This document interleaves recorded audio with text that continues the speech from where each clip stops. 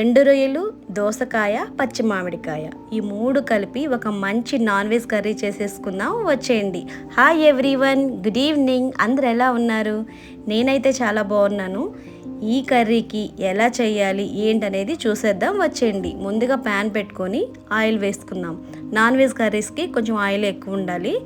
And ఇప్పుడు 4-5 మెంతులు వేసుకొని అవి కొంచెం వేగిన తర్వాత జీలకర్ర, ఆవాలు ఈ 3 కూడా బాగా చిటపటలాడిన తర్వాత ఒక 1/2 కిలో దోసకాయకి నేను చెప్తున్నాను, ఒక 2 చిన్న ఆనియన్స్ కట్ చేసుకొని వేసుకుందాము. ఇప్పుడు ఈ ఆనియన్స్ కూడా వేగిన తర్వాత కొంచెం ఉప్పు కూడా వేసి మూత పెట్టి పింక్ కలర్ వచ్చేంత వరకు మగ్గిద్దాము. ఇవి బాగా మగ్గిన తర్వాత 2 గ్రీన్ చిల్లీ, తర్వాత కొంచెం కర్రీ లీవ్స్ వేసుకొని 2 మీడియం సైజు టమాటాలు ముక్కలుగా కట్ చేసుకొని ఇందులో వేసేసి మూత పెట్టేద్దాము. ఇది కూడా మగ్గిన దాకా వెయిట్ చేద్దాము. ఇవి మగ్గిపోయిన తర్వాత ఇప్పుడు మనము దోసకాయని పీల్ చేసేసి ఆ సీడ్స్ లేకుండా తీసి చిన్న చిన్న ముక్కలుగా కట్ చేసుకొని ఇందులో వేసుకుందాము.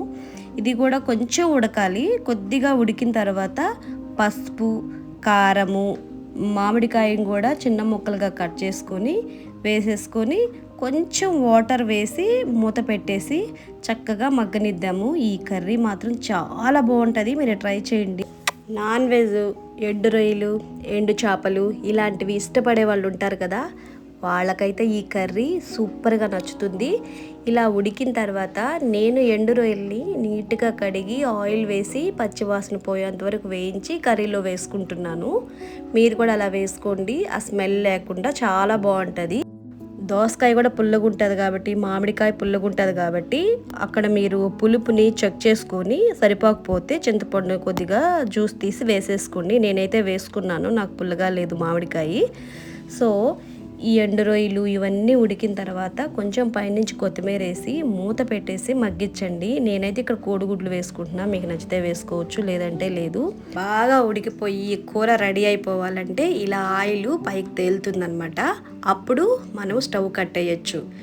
ఈ కర్రీ చాలా అంటే చాలా బాగుంటుంది. మీరు కూడా చేసుకొని తిని నాకు కామెంట్ చేయండి.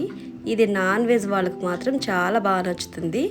అండ్ మా నెల్లూరు సైడ్ మాత్రము ఇలాగే చేసుకుంటారు. మీరు ఎలా చేసుకుంటారో నాకు చెప్పండి. దోసకాయ, ఎండు రొయ్యలు, పచ్చిమిరపకాయ కాంబినేషను సూపర్గా ఉంటుంది. అండ్ నా వీడియోలు చూస్తూ ఉన్నందుకు మీ అందరికీ thank you so much. God bless you all.